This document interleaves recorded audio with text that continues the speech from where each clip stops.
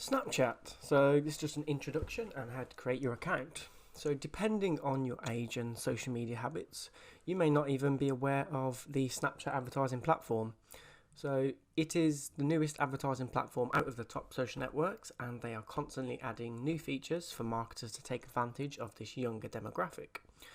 As of Q3 in 2019, Snapchat had a total of 210 million daily active users, which may not seem much in comparison to the likes of Facebook, Instagram or YouTube, but considering that 78% of Americans aged 18 to 24 used the platform in 2018, it's worth considering if your target audience fall into that younger demographic. It is comparatively cheaper than other social networks, and the ads manager is simple and straightforward to use. So the great thing about Snapchat ads platform, as well as Twitter and YouTube, is that it's just a simplified version of the Facebook Business Manager. So to get started, you just have to go to forbusiness.snapchat.com, create an account, and when you've entered all your details, you'll be taken to the dashboard. So you'll notice kind of the resemblance to Facebook ads, but before you start creating your ads, it's best to add your business details. So what you do is go into the business details section, insert all your billing and payment options, and verify your email to begin with.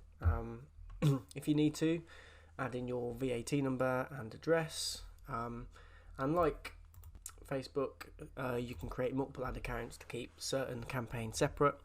You can also add different users to your ad accounts, view transactions, download your invoices. And once you've added all this information, you are ready to start designing your first Snapchat campaign. Welcome to the Creative Library. So if you just go to the menu and under Assets, click on the Creative Library, this is where you can see the various formats that you can use across Snapchat. So what we're going to do, we're just going to create a new creative, and we have 5 options now. First one, single image or video. So this is the most basic ad and takes a 1080 by 1920 sized asset, and it will display in full screen on the user's device. So if I just find an element for this, where will it be? Let's go in here. So I can just use one of these, for example.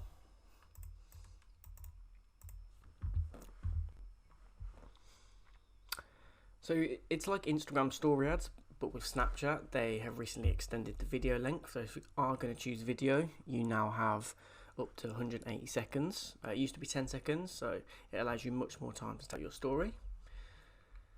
So you add a name, so this is just what you want to call it inside. Then you have your brand name, which will appear in the top left.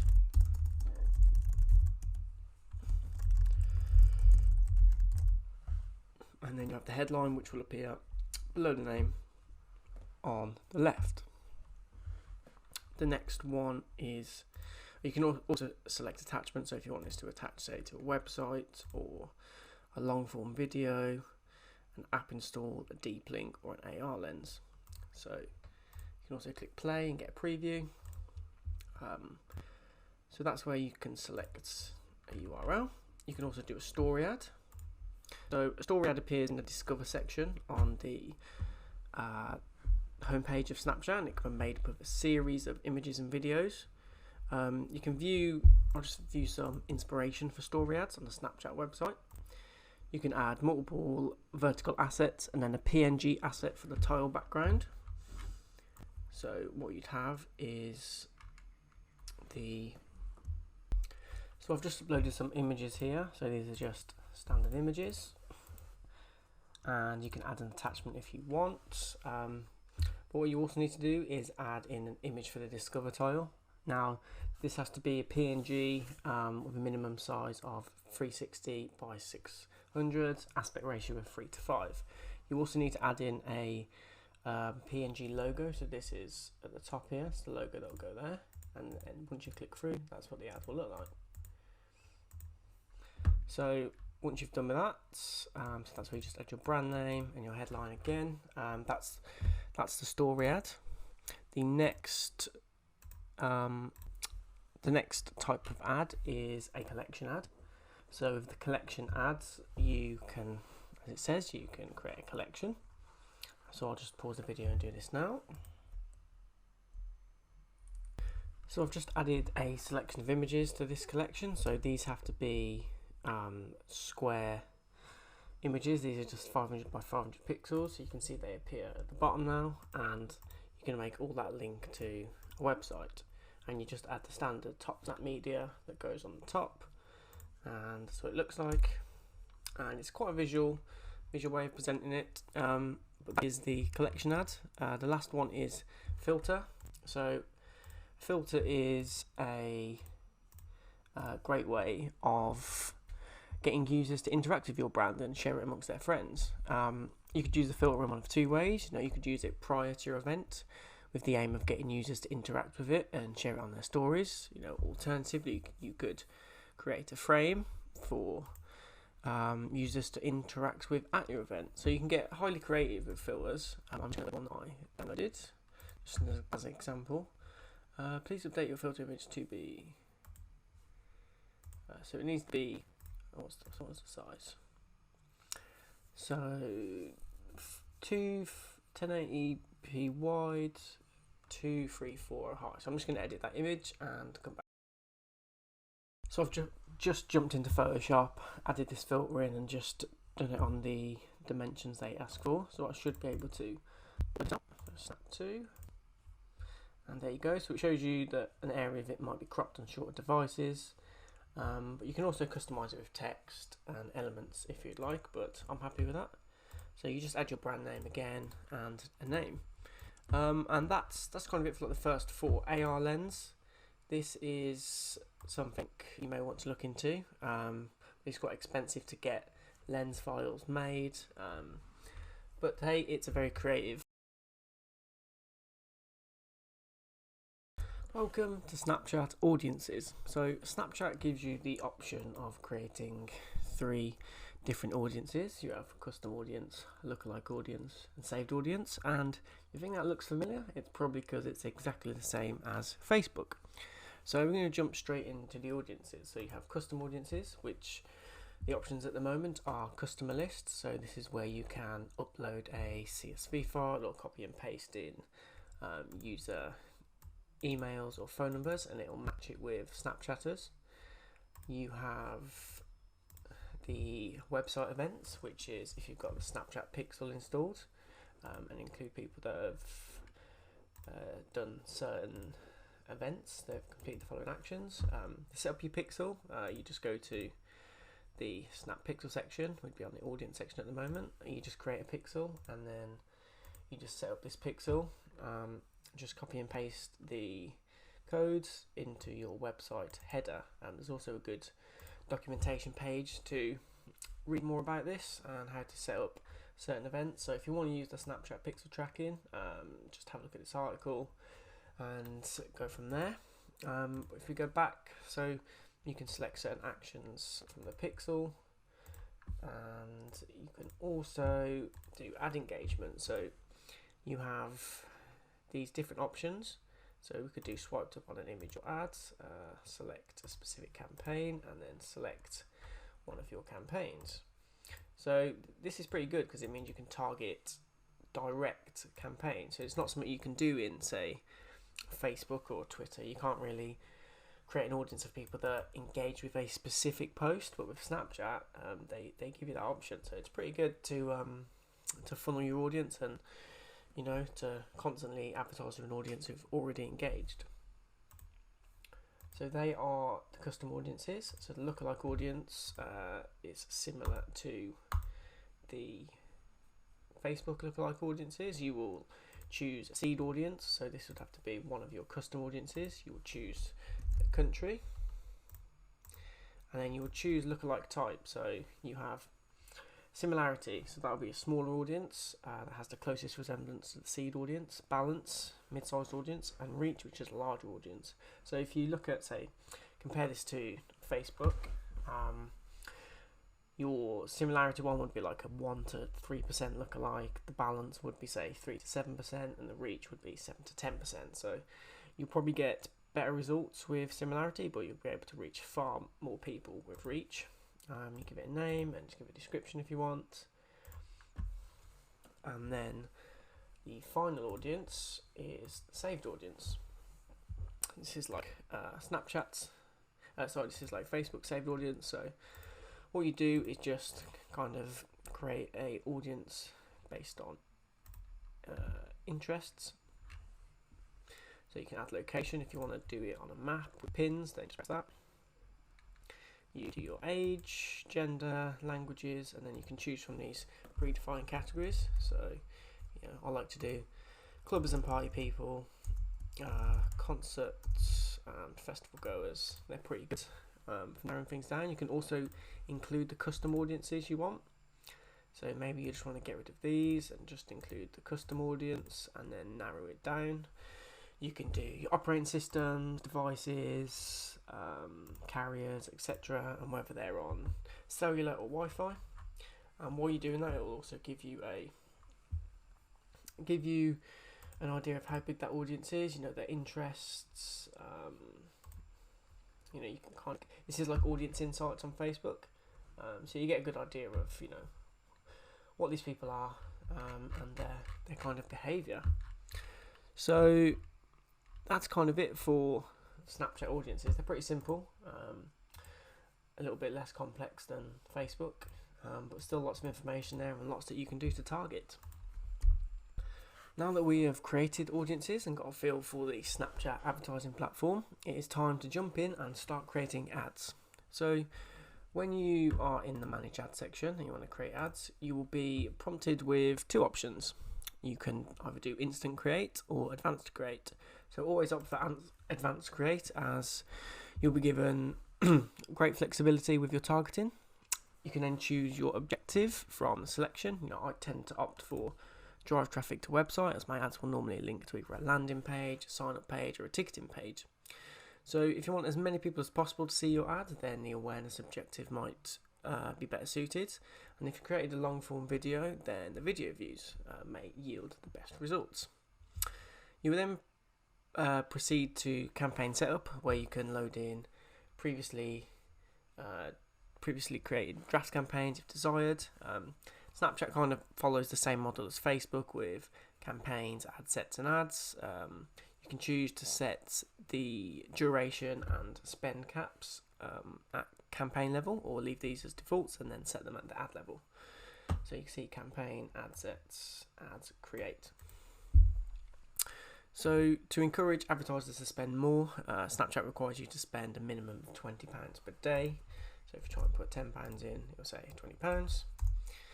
So you can put that on if you want. If you want to put like a whole lifetime cap on, say £100, and you only want to spend £20 a day or £30 a day, that's up to you. You can do your start and end dates accordingly.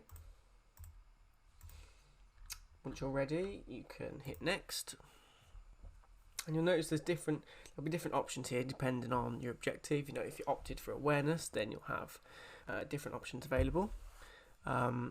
Whereas if drive to traffic, you will only see single image or collection ads. So what you can do, if you're choosing the single image or video format, you can run a standard image or video, which will it will be displayed between user stories or as a commercial, which has the benefit of being skippable. So if I just show you, what I'm going to do is just go back to the campaign section. I'm going to just put this on awareness just to show you the difference. So you see how there's different options here.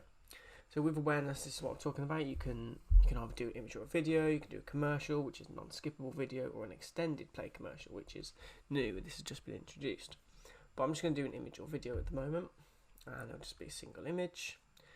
So placements, you can choose either, you can have this as between content, with content, only user stories, which means it would not be on the discover section, and then you can choose which categories you want to include it with. You can include certain publishers as well.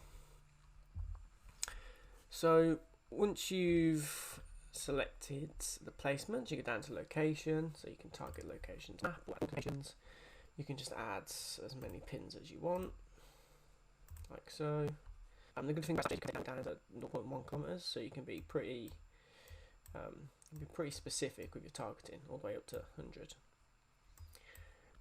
And the same as, can you exclude? I think you can exclude on Snapchat yet. After that, you have the demographics, so choose the ages, the genders, locations, and then we're back to the audiences. So you can either choose the lifestyle categories, expand the audience automatically if you want, and then you can include your custom audiences or exclude them. Same with devices again, and then delivery. So this is where you can set the budget in ad set as well. So we've got £100 budget of at the campaign level, so we'll just set this individual ad set to say £50 and start and end dates. Notice that this won't be able to overlap the campaign date range. And the next thing is just ad scheduling. So similar to Facebook again, you can just block out where you want your ads to run if you want to do it all the time. Next one is goal impressions, because we're on awareness, and then auto bids and max bids. So I always just leave this on auto bids, and then last thing you can do is set a frequency cap. So you might want to just do one impression per 7 days. An interesting report by Snapchat, evaluated by Social Media Today, found that planned targeted exposure, capped at around 2 per week, is the average most effective range. So what you want to do is kind of set this down to 1 impression every 4 days, and then you'll be, if you've set this to run over a week, you'll be most likely hitting that frequency of 2. And that should yield you the best results. Once you've selected your audience, you can click next. Bear in mind you can also add new ad sets here, so you could duplicate this and call this ad set 2. Let's just call this ad set 1. I'm going to remove the custom audience just because it will change the audience size. And let's make this 100 kilometers, and then you can see you actually got a good size there. Let's do that again. So now we've got 2 ad sets. You could have, say, one that's just male, and then ad set that one's female. And once you do that, hit next. Multi-country ads must have 1 language, so we just got to add a language. So we'll just do English and English. Hit next, and this is where you do your ad. Let's just browse one of our old ads. So just an example, and then you can choose which ad sets this ad will run. So if you have different ads for different ad sets, this is where you'll just choose. So I'll say I want this one to run just ad set 2, and then I could duplicate another one and make that just to run to ad set 1. And there you go. That's kind of it. That's how you create ads. And yeah, I will just give you an idea of how much you can expect to spend on Snapchat ads in the next video. Once you're happy where your ad looks, you can proceed to hit next, and then publish campaign if you're happy with everything, and your ad will be sent for review. So the review process tends to be quick with fewer restrictions than Facebook. You don't have to worry about ads not getting approved due to a high percentage of text, which is useful for ads containing event flyers. Measuring your Snapchat ads performance. So if you head back to the manage ad section, you can see the results of your campaigns here. So what you've got is spend, paid impressions, eCPM, which is effective cost per 1,000 impressions, how many swipe ups you've got, and then the estimated effective cost per swipe up, calculated as the spends divided by the number of swipe ups delivered. So if you're wanting to get a few more insights, much like Facebook, you have the column section. So here, some useful things to add are start and end. I like to add page frequency, page reach. So you've got the different quartiles, how many completions, the average screen time is very useful. And then anything else you feel appropriate. You can hit save, and that will save and update, which you can then kind of, you can swipe to the right and you get an idea of, you know, the frequency, the paid reach, the different quartiles, the completions, the average screen time. So that's pretty much it for Snapchat ads. If you do want to save this, you don't really save the columns as presets. What you do is save the whole kind of ad view. So just kind of save view. If you've unshared, it means that other users can see this. So I'll just call this reports. Hit save. And that's kind of it. Once your campaigns are finished and you have been charged, you can go to the billing and payment section and you can download invoices. So Snapchat also gives you the option of applying for credit. So if that fits your purpose, definitely apply. But that's it for now. It's a really cheap platform at the moment. You know, you're getting £1.30 per 1,000 impressions. You're getting swipe ups between 10 and 15p on average, and it's definitely underutilized, and it's a great way to access the younger demographic.